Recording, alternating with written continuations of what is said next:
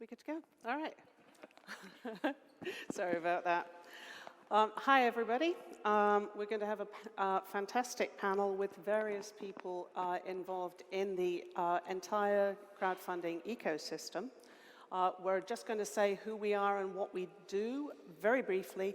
Go and take a look at the bios online for more details. I'm Sarah Hanks. CrowdCheck and CrowdCheck Law, we do compliance and legal stuff. Thank you. I'm Jason Frischman. I'm the founder and CEO of Net Capital. We are a funding portal and an intermediary that helps companies raise capital and investors invest in great companies. Hello, everyone. I'm Scott Harrigan. I'm the CEO of Securitize Markets. Securitize helps issuers raise capital through security token offerings. We also manage an alternative trading system where then those issuers can elect to trade those digital asset securities on our platform. I'm Mike Wary. I am the VP of Sales for Dealmaker, and we like to think of ourselves as the Shopify for the capital markets. So we allow issuers to set up their own stores for selling securities and provide all the back-end infrastructure, including technology, broker-dealer, transfer agent, and marketing services. Johnny Price, I'm the VP of Fundraising at WeFunder. We are a platform that helps founders raise capital, mostly through regulation and crowdfunding. And I'm Eitan Butler, the founding chairman at Dalmore Group. And I'm Darren Marble. I'm the co-founder and CEO of Issuance. We're a SaaS capital raising platform for exempt issuers with an emphasis on Regulation A+, and excited to be here co-hosting and moderating the panel with Sarah. Great. Well, thanks, everybody. I thought we'd start with the where are we today question. And when we were putting this panel together, we had some kind of interesting back and forth because I'm of the opinion that we're at steady state. We had quite a lot of growth, and we're probably not going to grow very much more as an industry unless some really important structural changes happen. But not everybody on this panel agrees with me. So Jason and Johnny were definitely in the, no, you're absolutely wrong. There is a huge amount of growth, so why? Well, I think when you look at where we've come, we've definitely made a lot of progress, but there's still so much room to grow. The Wall Street Journal reported that $2.4 trillion were invested in the private capital markets a few years ago. The Reg CF industry as a whole raised $450 million last year. I mean, that's a drop in the bucket. And when you compare, like, financial securities as an industry moves very slow. And so when you compare Reg CF and the Jobs Act as a new security exemption to previous securities laws that have changed, like the mutual fund industry, when the first mutual fund was invented in 1924, there wasn't $1 billion of assets held in mutual funds for over 20 years. So it just moves very slow. And then now, of course, it's well in the trillions. So I believe that we're still at the beginning of the beginning, and there's a tremendous amount for growth, but it just takes time to get adoption of new financial security instruments. Johnny. Yeah, so Reg CF has been growing quickly. The March 2021 rule changes that allowed for $5 million per year, previously $1 million, allowed for SPVs, tests and orders, I think drove a lot of growth in the industry, right? So 2021 was up significantly on 2020. 2022 is more flat, and for me, that's due to the market. So as we start to rebound post the downturn, I think we'll see a lot of growth come back. For me, the biggest answer to the question is we passionately believe that it's good for you as a founder, it's good for you as a startup if your customers invest in you. They're going to spend more money with you. It's a competitive advantage that you have. They're going to spend more money with you versus your competitors. And this seems quite logical for us, especially for B2C founders, some of the founders exhibiting outside here, right? And so, but it's not happening yet. A very small percentage, as Jason mentioned, of founders that are raising capital today are choosing to raise through Reg CF as opposed to Reg D if they can raise from VCs. And there are reasons for that, as you alluded to. It's kind of the entrenched interests of venture capital firms, right? Don't want to share an allocation in the next Uber seed round with retail investors, right? So it's going to be hard over time, I think, to kind of get more and more VCs and lawyers and kind of established players okay with Reg CF. And that journey is going to take time. And sometimes for us on the platform side, it's frustratingly slow But the logic for me, the vision we're working towards, it just seems quite, for us, a no-brainer that you would let your customers, you would delight your customers by letting them invest in you. And so for me, it feels like we're on the right side of a trend. Okay. I'm going to come back to the how do we get the VCs and the established lawyers to actually play with this, because in my old world of IPOs, big law firms absolutely hate this stuff. They're like, oh, we're terrified, it's retail investors, the insurers will have our backsides, and we're not going to let our companies do that. And I see that with the VCs. But before we do the how, let's do the what. Eitan, where do you think we are? It's On the ground. early days. I mean, these changes to the exemption, we're talking 2021, right? And 100% growth year after year. Naturally, things are slowing down now, right, in this environment, to be expected. And I wouldn't be surprised if we kind of pick things right back up where we left off, hopefully when we get out of this.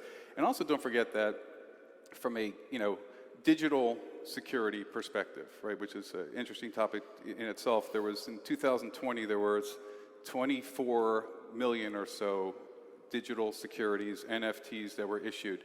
That increased, 95 million, that increased to 24 billion in 2021. Companies that want to IPO and fractionalize assets and securities and play in the US and then facilitate secondary market trading, they really need to do so through an exemption, right? I think that's becoming a lot clearer.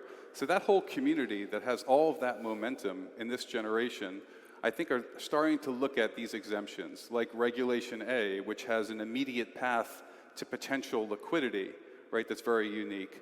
And I think we're going to see a real big increase amongst the ATS community for secondary market trading. So I think we're really at early days here. And since you mentioned digitized securities and the like, Scott, where are we? I mean, first a step back maybe about digitized securities, right? Because we'll hear this term often now, right, which is tokenization. And I think in terms of where we are with digitization, I'm a sort of sports guy, and so I say that we're in about the second inning, right? From a baseball perspective, we're in about the second inning. It's crazy when we talk to potential issuers today who want to raise capital through a security token offering. How many of them don't even understand what a token offering is, right? They still align the concept of token offering with cryptocurrency, or they align it with, the old ICO process. And so really there's an educational process, I think, that's super necessary right now to try and move the industry forward. And so in terms of adoption, I think we're getting there, right? And I think, some recent steps, right? Every day we look at the news and there's another big bank who's stepping into the digitization or tokenization process. We were fortunate at Securitize to make an exciting announcement for us with Hamilton Lane and KKR stepping in and tokenizing parts of their private equity funds. And so, I think we're early days, but I think it's going to take an effort on all of our part to continue to drive the educational and the awareness around this stuff so that we can move it from the second inning into the third and fourth and ultimately towards the end. Okay, thanks. Mike, where do you think we are, and do you have any ideas to start the how we move it further? So I would also agree with the majority that we are in the very early days of the growth of Reg A and CF and retail capital raising as a whole. I think that what is needed to really grow the space is more awareness, right? I think that we've seen a big change, even though it's a down market and it's been a more difficult environment over the last little while. We've seen a big change in the volume of interest that we're seeing now from companies and bigger companies than you would necessarily expect, or with bigger brands that have historically done Reg A, and that sort of signals to me that you see a bit of a sea change where people are starting to adopt it. But remember, this is a couple years old, and it's still relatively new, so lawyers, VCs are unaware, and lawyers tend to hate things that are unfamiliar, and as you're seeing a bit more awareness in the industry, you're seeing that grow. And then the other side of that is the investors. Right? I have no idea what this is, and I would love the rest of the group, but I sort of put it at maybe between everything, 1 to 2 million people have ever invested in a Reg A or CF deal. Like, there's a small drop in the bucket of the US retail investor market.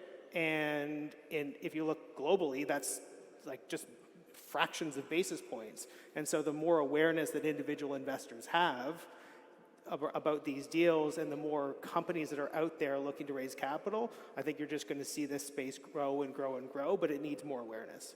Okay.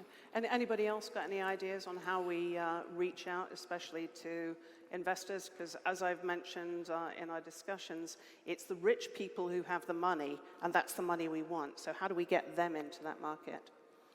I was actually just going to go back to the previous question. Sorry, I'm in reverse gear.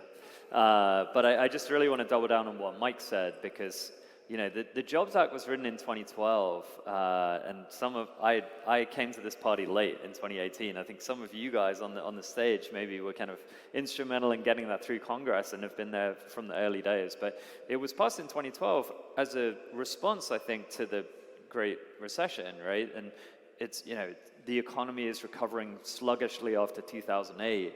So let's make legal changes to make it easier for startup founders to raise capital, right? But then, we've been in this kind of 10-year kind of boom economy, right? That's only recently turned. We were talking backstage. I think that this industry of equity crowdfunding is going to be pretty counter-cyclical, where if founders can easily raise, and to Scott's point, from ICOs or maybe last year from VCs, then that's less founders are going to be looking to their customers and community to raise that capital. My expectation is that as we come into 2022, 2023, if it's a little harder for founders to raise capital, the more are going to turn to retail investors. So I think that could be an interesting force for kind of accelerating growth of the industry over the coming months and years. So maybe as we're looking backwards still, it's not a $100 billion industry yet. Maybe there's $5.1 billion that's been invested into Reg A issuers, over $1 billion into the Reg CF market. And as Eitan, you mentioned, the industry is growing 100% year over year. So what have been the contributing factors to that growth? Maybe it's not 10,000%, but it's still growth and it's steady growth. Why have companies moved into this industry? What is driving the growth of the industry? What are the top 2 or 3 things when you talk to companies that you're hearing are their reasons for launching a Reg A or Reg CF? What do you think? First of all, the 99% that can't raise money from VC, that finally have a path to take control of their own destiny and to turn to their own community and their followers and their fans and the general public to tell their message and to bring their structure and their terms to the masses, to take it or leave it. And this isn't just equity crowdfunding. There are REITs, there are asset issuers, series issuers. It's a tool that allows you to take really any share class structure, equity, debt, hybrid, to the masses, and that's revolutionary. And while at the same time giving the average American the opportunity to now, right on their iPhone, right through issuance, swipe and buy shares in what they believe might be the next big thing. So I think this really addresses the intention of the Jobs Act itself, which is to fully democratize access to investment opportunities and access to entrepreneurs to their own communities and beyond. And if I could just add on to that too, I think the other thing is if you couple that with the concept of some of the newer technologies that we're exploring to facilitate that, it really does leverage the consumer base and the passion around their own social media following. And so I think, to me, I think the combination of that with the new technology, and we're still early days on the technology. I know there's some sessions here about Web3 functionality and how that will impact this, but we're also very early days on that. And if you think about where that might be a year from now and how that further facilitates the crowdfunding process, I really believe that there's an incredible upside if you tack the technology onto the consumer-oriented plus as well. Yeah, I'd agree with that. And I think just to sort of add on to, I guess, both points, I agree, like there's a huge percentage of people who are shut out from traditional VC who come to equity crowdfunding. I think, though, the more and more that I see it is the recognition of how favorable it is, right? Like Dealmaker, we're very founder first, debt, equity, whatever agreement, different. We're agnostic to it, and we let founders raise on their own terms.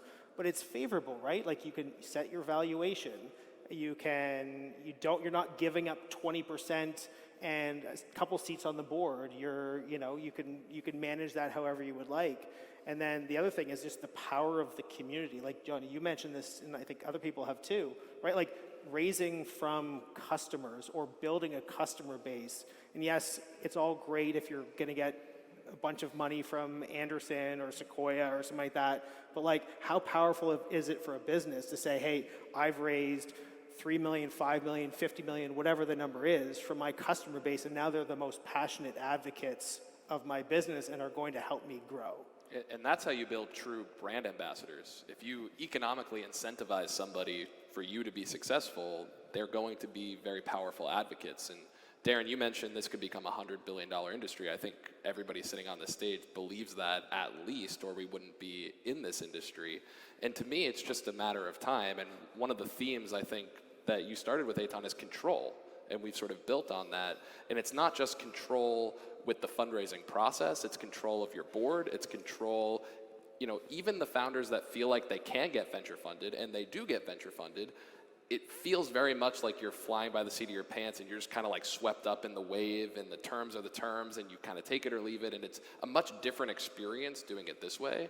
And so I think going back to the initial question that you posed on what do we need to do to accomplish the growth that we see, I do think we need to change the narrative a little bit, and I think that's something we've been battling with as an industry since day one. I think a lot of people, when they first heard of equity crowdfunding, they just sort of instantly thought of Kickstarter and the coolest cooler and the Pebble watch, and okay, so I can put $25 here and get a t-shirt. And I think we are still sort of battling with that education, because it's really much more so unlocking a financial asset that the wealthiest and most connected people have been investing in for decades and generating large returns that have been locked down and away from retail investors that we're now bringing to the forefront. And if you look at, control across other innovations, like even Uber, for example, the reason why Uber, one of the reasons, is because you have more control. It was so terrible to call a taxi line and they'll be like, yeah, we'll pick you up in 15 minutes. And then you sit there and wait. You have no control. Now you click a button, you have control. And so that's what technology does, and that's what we're bringing into the securities industry, is the ability to have much more control and transparency over the financing process. And entrepreneurs, I think, in time will continue to gravitate towards that. And investors, as they learn the benefits of diversification, I think will also gravitate towards it. But it just takes time, and so we just have to stay the course. I'll maybe just kind of play devil's advocate a little bit, maybe disagree with some of the direction that other folks on the panel have been saying. For me, I definitely think it's good, right? I work at WeFunder for exactly what you're saying, like to help the 99% of businesses that are not getting backed by VCs. We're a public benefit corporation. Some of the stats right around VC going to female founders, black founders, etc., outside of Silicon Valley, New York and Boston, all that stuff. That's all good. My dream is every restaurant in America is raising capital from their customers and community on platforms like WeFunded, Dealmaker, Republic, etc. Right? So definitely agree with all that, and there's a lot of growth that can come from there. But I would say, like, the explosive growth for the sector, and not just growth in terms of investment volume, but also growth in terms of investor returns, will come by getting the very hottest startups. And while I agree that VCs get it wrong sometimes and miss good companies for sure for bad reasons, they also get it right a lot. They invested in Uber, they invested in Airbnb, they invested in Google, Twitter, etc. And so I think we need to get those companies that are being courted by the very best VCs in the country to open up an allocation to their customers and retail investors on platforms like ours. And for me, that will actually be the bigger driver of growth in this sector than kind of, maybe allowing founders that right now, for whatever reason, are struggling to raise from institutional investors. So for me, you got to have both.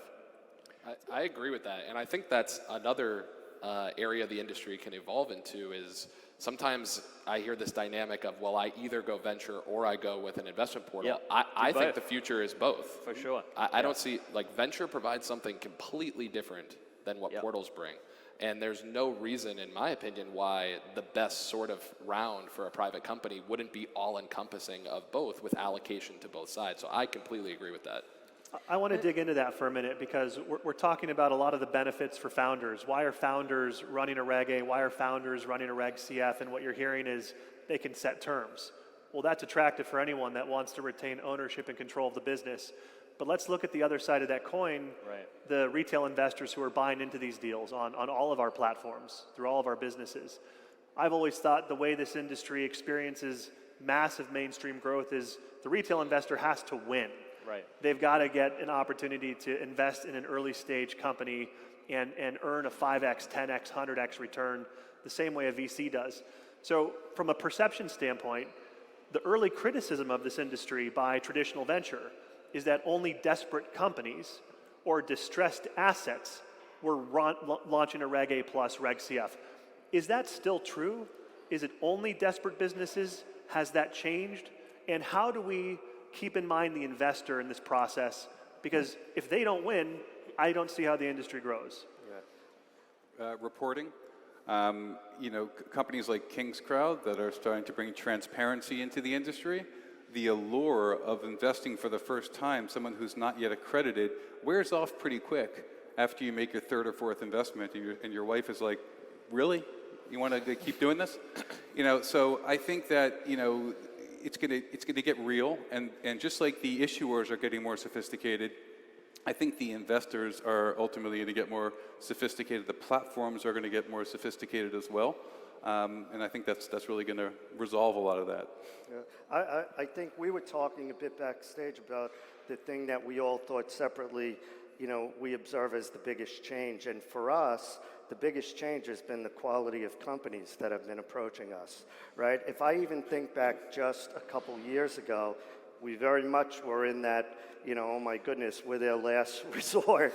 And that's no longer the case, right? Is now we're looking at companies that have strong balance sheets, that have very optimistic outlooks on terms of revenue. And so I think we're seeing that shift. I think one of the important contributors to that, though, is in the trust component of this industry, right? And so when you think about compliance and you think about all the things that go with launching these offerings, I think, it's on all of us, right, those that help facilitate this, to continue to build that trust by showing solid process, right, by adhering to regulatory structures that we know that we need in order to make sure that the investor is protected.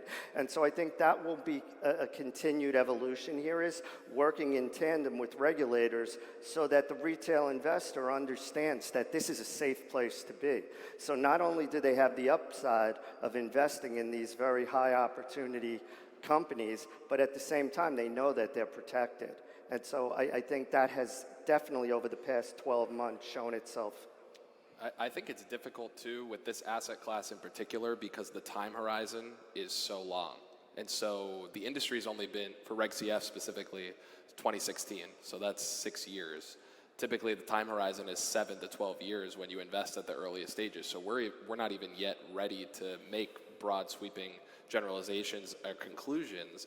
That said, I think the most helpful answer for the retail investors to feel like they can win is introducing liquidity into the system in a way where you don't have to wait 7 to 12 years. When you look at what helped crypto become so popular, not necessarily successful, but popular, was the idea, and Net Capital's never done anything with crypto, but we appreciate that it became very popular, and the reason was because you could speculate on innovation and be able to generate returns in 6 months instead of 6 years or 12 years.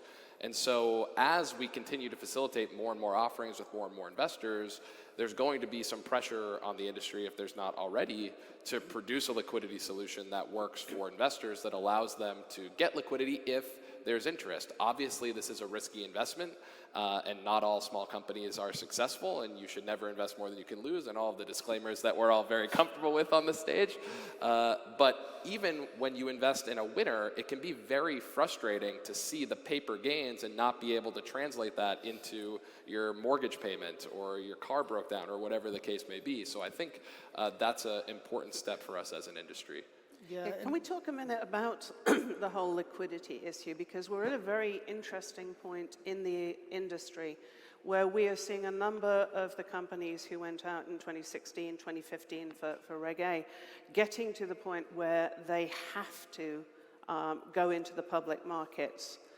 The SEC rules say that, when you get to a certain stage, now you've got to be a public company. And we've seen some of our clients moving into that. But we're seeing some of the companies who are listing having their stock drop. How do we address that? Is it a problem of initial valuation being too high? Is it a problem of short sales? How do we stop this being a scandal that will undermine the industry? Yeah, I can speak to it, because we're sort of in the center of trying to solve that exact problem, right? Which is, at the end of the day, liquidity begets liquidity. And so, when you think about the way that public markets work, there are a lot of forces at play in public markets that help to facilitate liquidity. And in the private markets, while it's starting, you haven't quite seen that get to the maturity level, nowhere near it is in public markets, right? So when you think about what we need to start to look at is, market makers and how they participate in the private markets. Can we talk about automated market making and how that could help to drive some of the liquidity? So I think onus is on us who are participating in that space to try to collaborate and try and come up with ways to do that. I think that, again, when you talk about, back to my baseball analogy, right, if tokenization is in the first inning, liquidity of private assets is probably, the game hasn't started yet, right? It could be the top of the first inning. And so, there are a lot of people that want to see this move faster. But I think, like, when you think about what needs to happen in order to sort of move it along, it's going to take a while. But there's certainly some tactics that all of us who are participating in the space can work towards in order to help achieve that goal.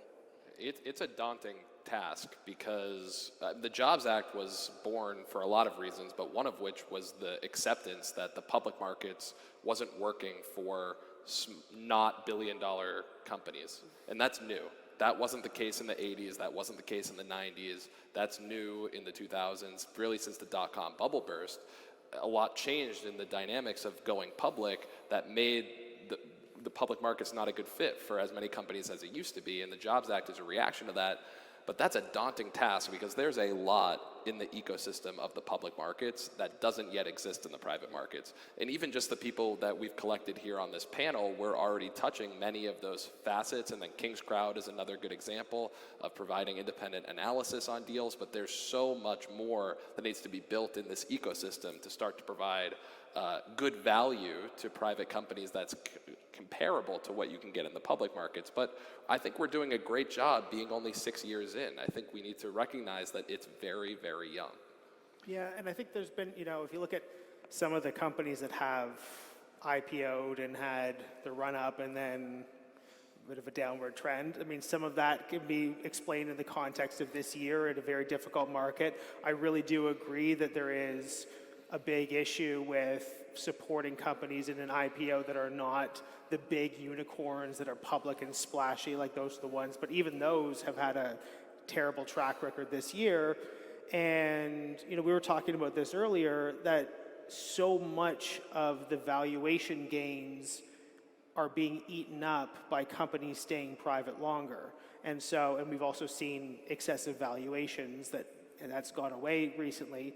So I would also look at, if you look at some of the companies that have gone public and have had that trend in their stock, what did the Reg A or Reg CF investors come in at? What were their actual returns? And I can likely say that a lot of these companies, the return profile for some of the earlier investors that invested in the Reg A or CF were really good, regardless of what happened to their stock price after the market. And those are some of the wins that we need to celebrate. But I think what you will see over the coming year to 3 years is, some of those companies that were in the earlier days or even more recent that are going to go public and have, a lot of success, and that will bring a lot of publicity to the industry. So I want to transition for a moment and talk for a few minutes about marketing. the common denominator between Reg CF, Reg A+, and Reg D 506C is all three of those capital raising tools permit general solicitation. And at the time when these tools rolled into the US in 2015, 16, this was groundbreaking. You could market securities and not get in trouble for it. It was now permitted and encouraged. And so we've been in this industry a few years. We've seen the evolution of marketing strategies and tactics from the obvious, a company marketing their investment to their customer base, their community, doing a community round on a platform like WeFunder, to allocating hundreds of thousands of dollars in Facebook campaigns, trying to create custom lookalike audiences, third-party financial publishers, lead generation campaigns. Where are we today? What are the strategies and tactics that are working the best? And where do you think we're going? And I'd love to start with you, Mike, because you've been involved in some of the most successful offerings, so I'm sure you've seen different strategies and approaches. What's your thought here? It's a good question. I don't know if there's a one-size-fits-all, right? Like, it all starts around, from a marketing perspective, it starts around, if you're talking about digital marketing, which is the lion's share, I think, that we see, it comes down to being able to distill your message down in a very simple way for an investor to see, and whether that's Facebook or whether that's TikTok or Instagram or newsletters or whatever it is, that's really core, and that's what really works. When it comes to financial publishers, then you've got a whole big world that you can go out to, and they can write a much longer report that gives a lot more depth. But I mean, we've seen companies that have raised 20, 30, 40 million bucks just from digital marketing, and we've seen people who have done that from financial publishers. I don't know if there's a one-size-fits-all. It's just about having a really clear message. Johnny, what do you think? I think the best answer to the question is there's a company with a huge audience of fans that really love them. So our favorite days on Team WeFunder are when Mercury Bank launches, or Replit launches, or Chattanooga Football Club launches. So we have the Slack channel of investments coming in, right? And so Mercury sent one email to 40,000 customers. And speaking of what we were talking about earlier, they raised a $120 million Series B from Andreessen Horowitz and Co2 and other VCs, and then opened up $5 million to let their customers invest on the same terms. And 2,500 customers filled out $5 million in a few hours. $0 of marketing spend, zero effort on marketing, one email. Replit was the same way. And so these kind of explosive levels is another one, $5 million in a day. These companies with huge audiences, I think, really are in the sweet spot for XCF. And so I think as a platform, we not to say that, the kind of marketing isn't good or doesn't have its place. And for me, if you're a B2C company and you can get an LTV from the ad spend, as well as raising capital, then it can really be exciting. But yeah, I think we're kind of more of a product company at WeFunder, I would say, than a marketing company. And so same with the issuers we like to work with. It's like, hey, do you have an investment that people want to invest in? Do you have a community that wants to invest in you? That's really, for me, where the sweet spot is. And actually, just to kind of go a little further, I was chatting to an issuer the other day that raised $1 million through Reg CF recently. Not on WeFunder. They spent $400,000 in ads to raise $1 million of capital before the platform fees, which I think worked out at about 12%. So over half of the money they raised going to basically fees. That for me is a pretty dark direction. And so we're pretty kind of nervous about, ad spend that gets up to a really significant part of the offering. Again, if you're Aptera and you're selling cars for 30 grand and you're recruiting people that may go and spend 30 grand on a car, maybe that makes sense, but sure, I think it's the minority of cases. But I agree, but bringing it down to the reality, very few startups have these big bases of customers and followers. Of course, if you do, then you're probably in a lot better position. Vast majority of them don't. They need capital, though. And if you are solely reliant on, my experience has been, if you're solely reliant on digital marketing and pay-per-click, expect it to be a lot more expensive than you plan for and take a lot longer to get an adequate return on advertising spend.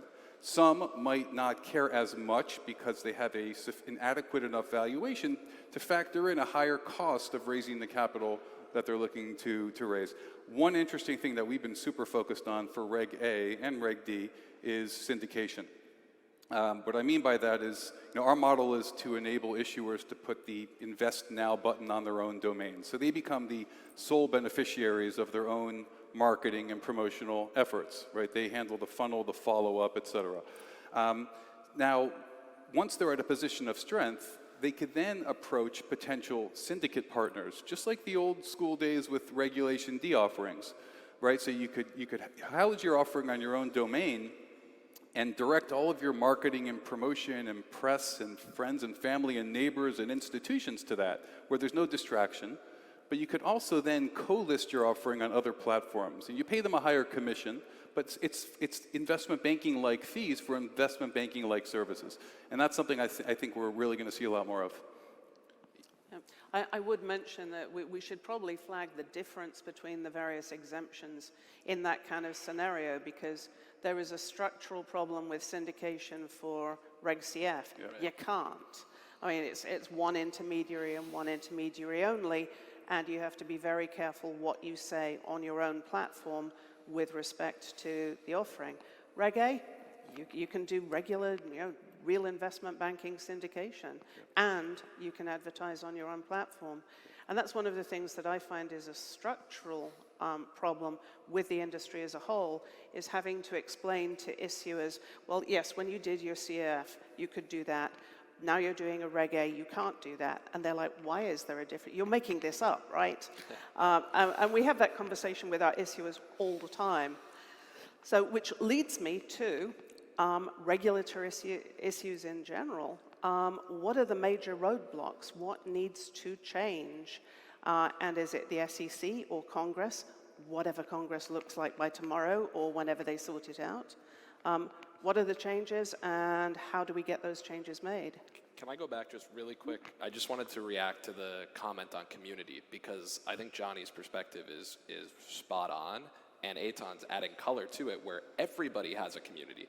Just because you don't have 100,000 customers doesn't mean you don't have a community.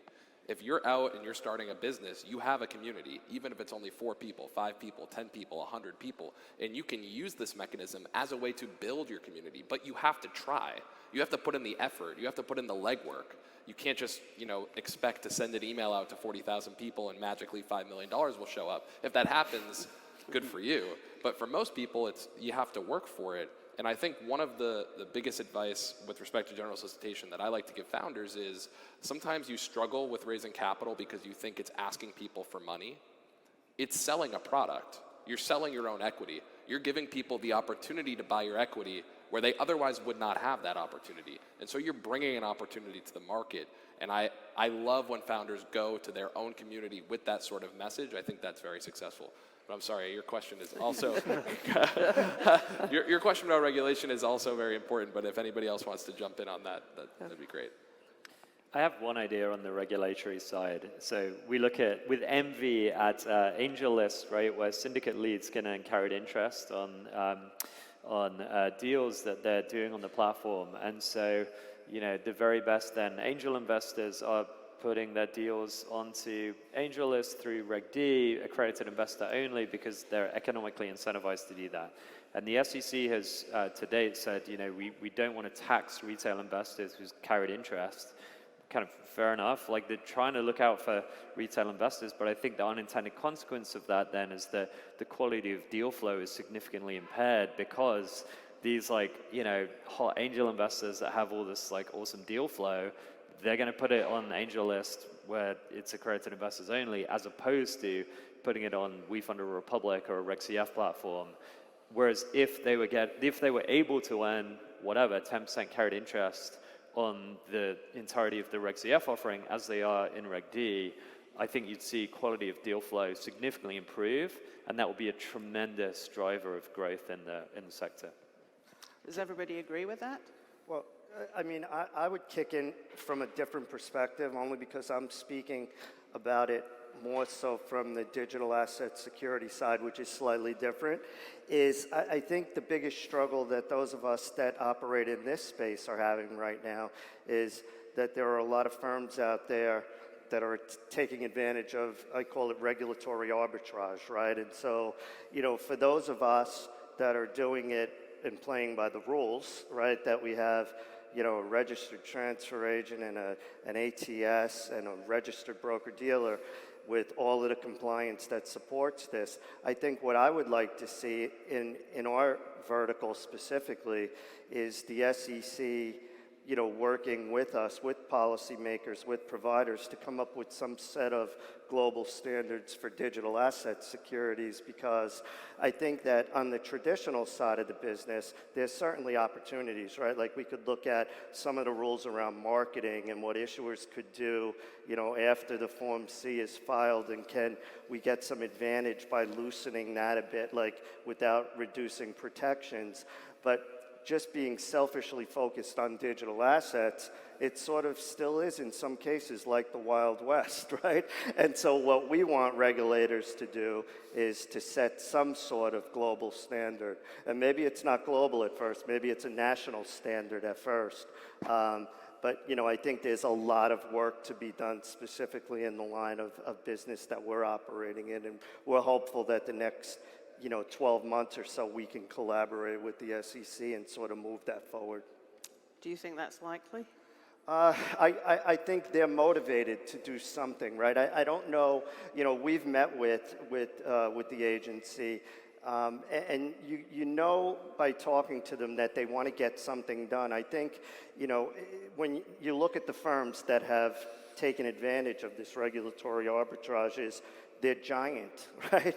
They're giant, and they have millions and millions of investors. And so I think the challenge that the SEC and others see with this is, will you ever get these companies to full engagement with a full set of rules and regulations? And I think it's starting to say that maybe we don't want to get them there or need to get them there. Let's just get them somewhere.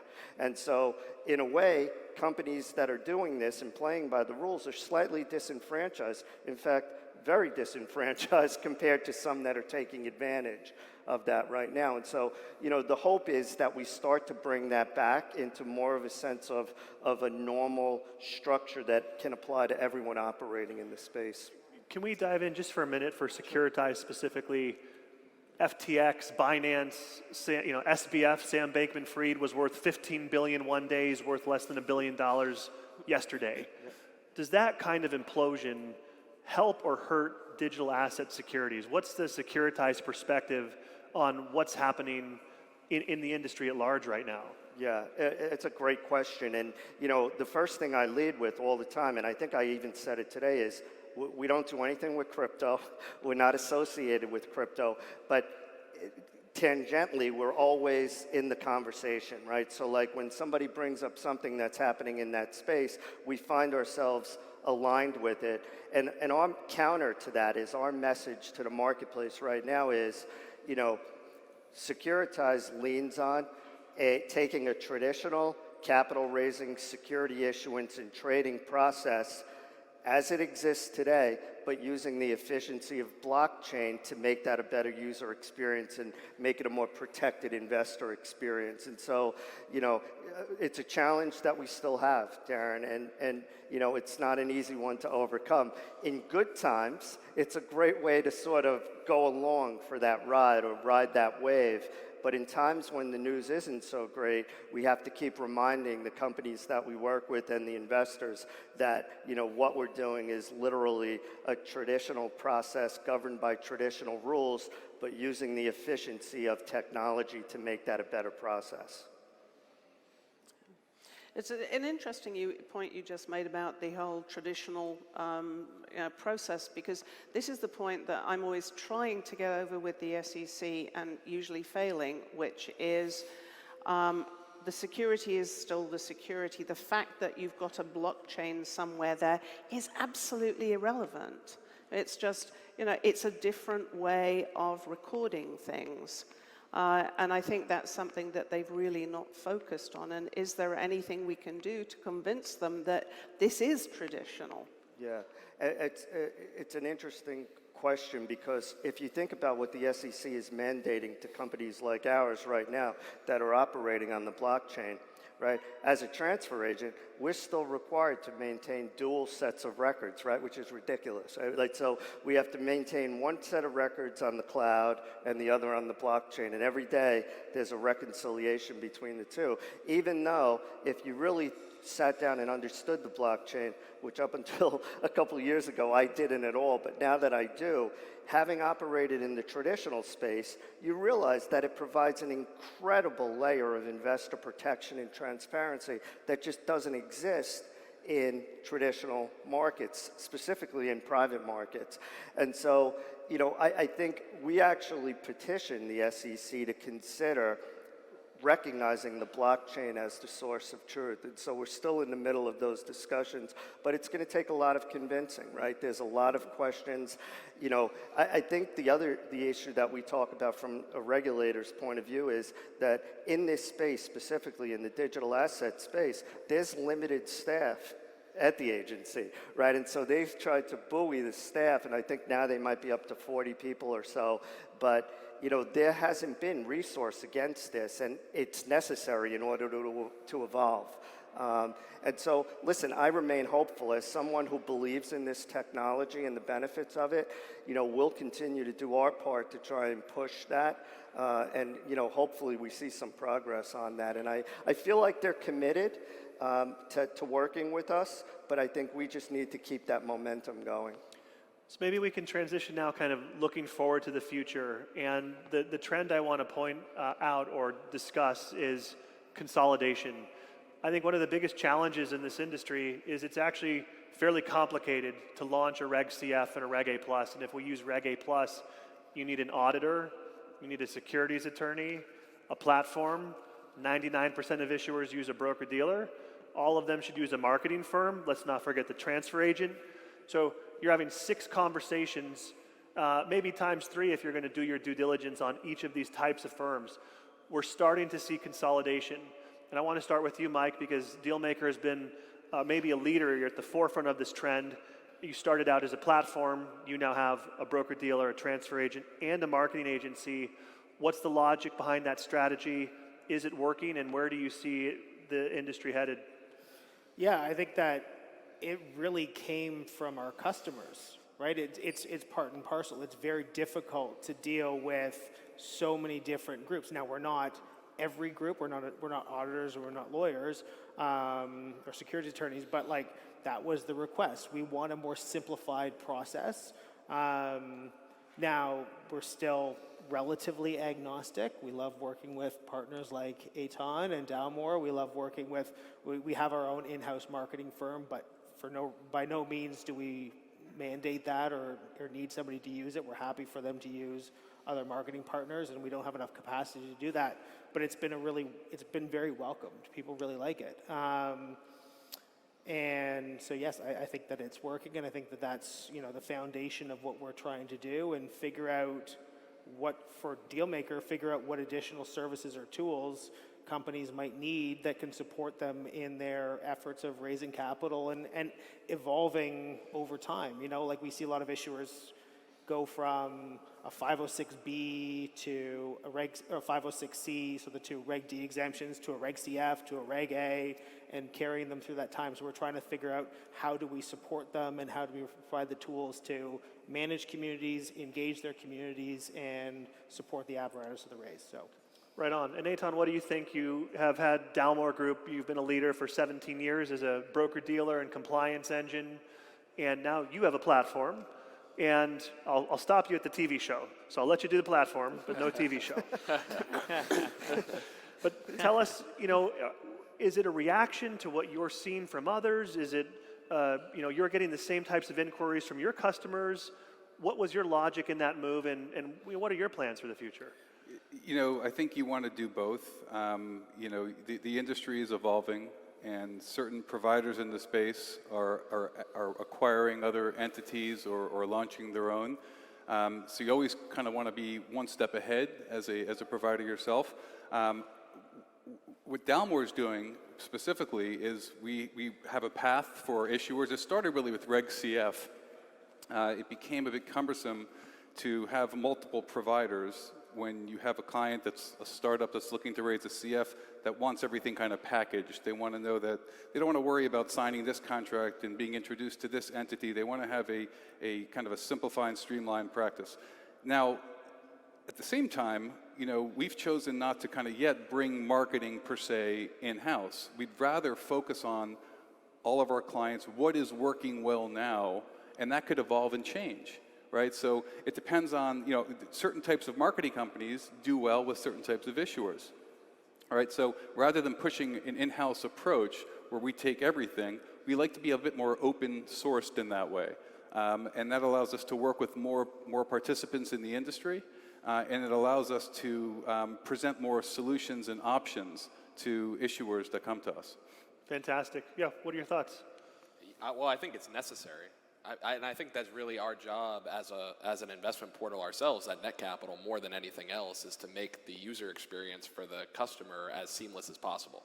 So as an issuer, when you sign up with NetCapital, you get connected instantly to a bank partner, an escrow agent, a custodian, a transfer agent, a payment processor, and we're your only point of contact. So just by doing a raise with us, you get sort of connected across the industry. And then we have an open source platform as well, where if you need marketing help, we can connect you to great folks in the industry. If you need an accountant, a CPA review, an audit, we have that built in as well. So I think that's necessary to be providing good service to companies, is to be all-inclusive. And we talked about this earlier. It's an ecosystem, and we're still in the early days of what the ecosystem can look like, but all of those players play a very significant role. That's why this conference is great, because it has a lot of those players here in one room, and we're all rowing the boat in the same direction. We all have the same goal. We all believe that investing online is the future, and that the private markets are digitizing and moving online, and we're just trying to do our best to make it as easy as possible, both for issuers to decide to sell securities in this way, but also for investors to choose to invest this way. And I think we're on the right track. Johnny, I want to ask you, because WeFunder historically has been the leader in the Reg CF space, and you've been focused as a Reg CF platform. Do you have a different opinion than what you've heard up here so far?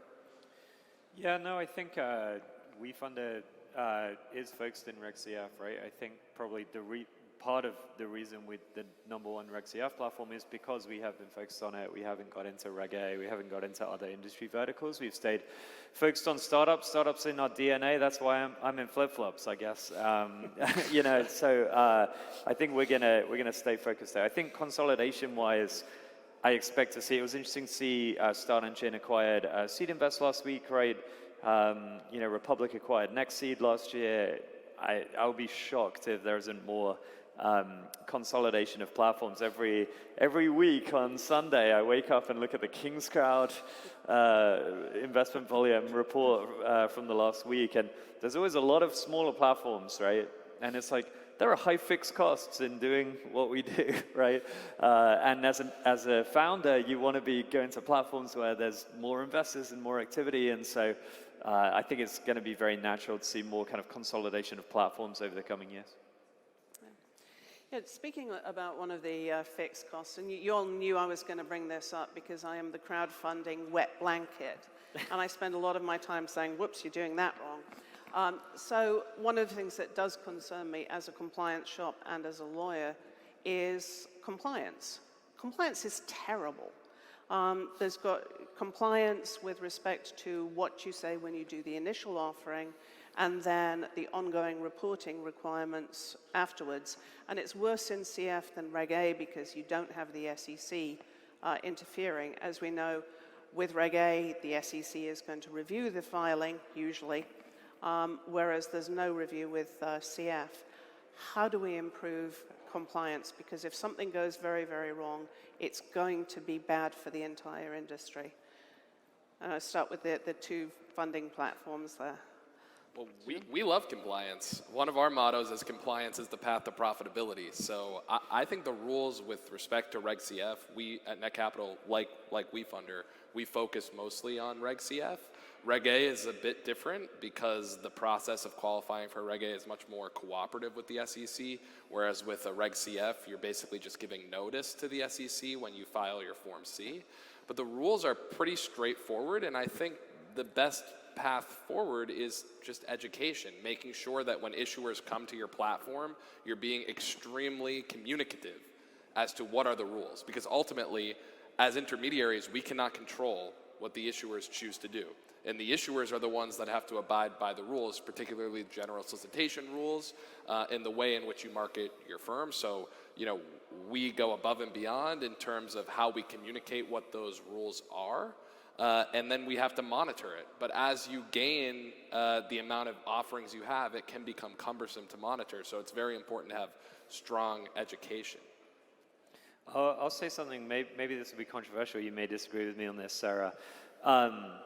I actually don't think that the problem is so much compliance. I see many offerings that are by the letter of the law compliant. I mean, it kind of goes back to your point about the company that goes public and then the stock price crashes, right? For me, the bigger problem is investor returns and kind of quality of offerings, quality of investment structures.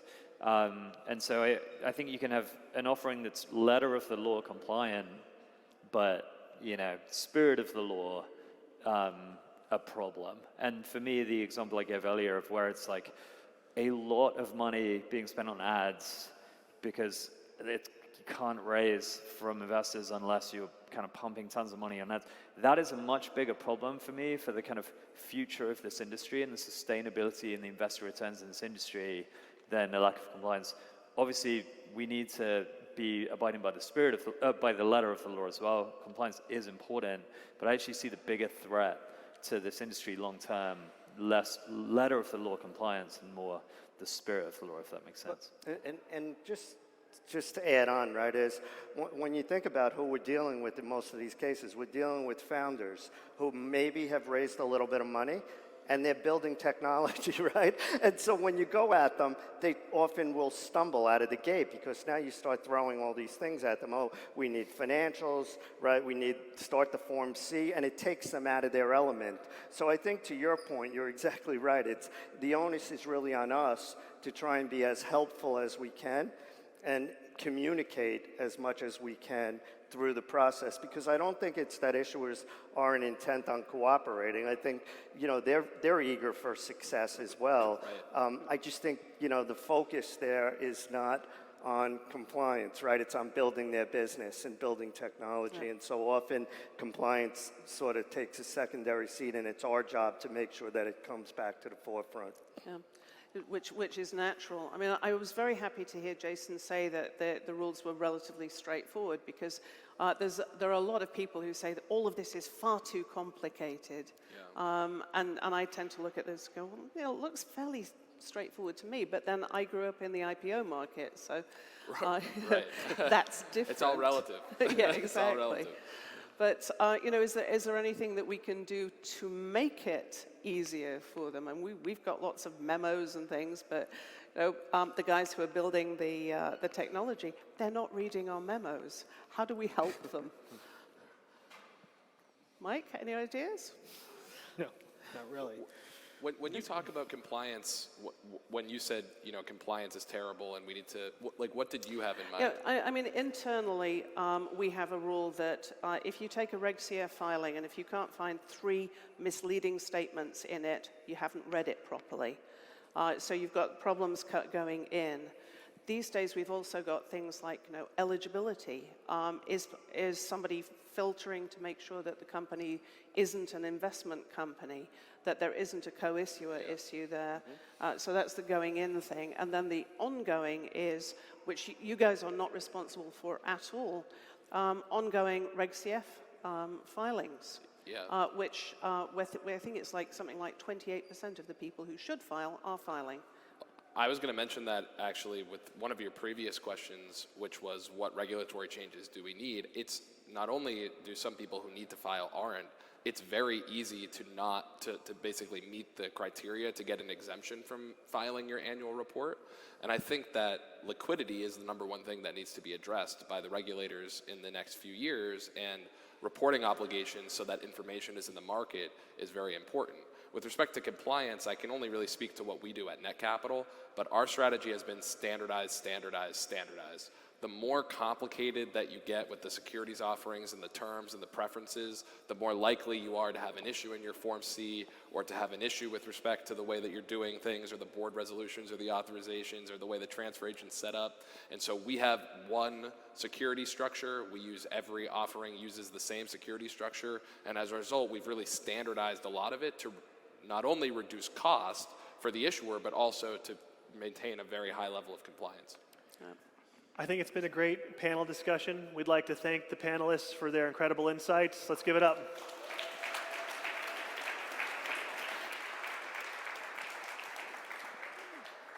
Before we head out, why don't we do a prediction for the future? You're looking out 5 years. What's your single biggest prediction for where this industry is going? Eitan, let's start with you.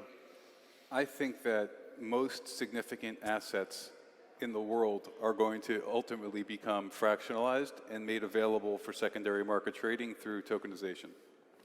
I'm going to say more of the very hottest companies in America over here, the very hottest startups that are starting every year, more of them are going to realize that there's a lot of benefit and value from letting their customers and community invest, and they're going to do that and let their community into invest alongside VCs on the same terms as VCs.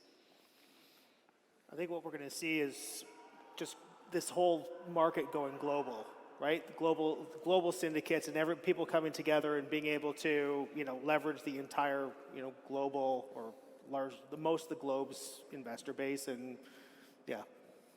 I think we're going to see incredible advancements in technology, and that technology in itself is going to help grow this industry incredibly, because it's going to make the investor experience seamless. It's going to make crowdfunding explode, I believe. Yeah, maybe not in 5 years, but I believe that we will get to a point where every single company has their securities available online at all times. And it will be just as easy to invest in a private company as it is to invest in a public company. All right, there you have it, ladies and gentlemen. Thank you so much.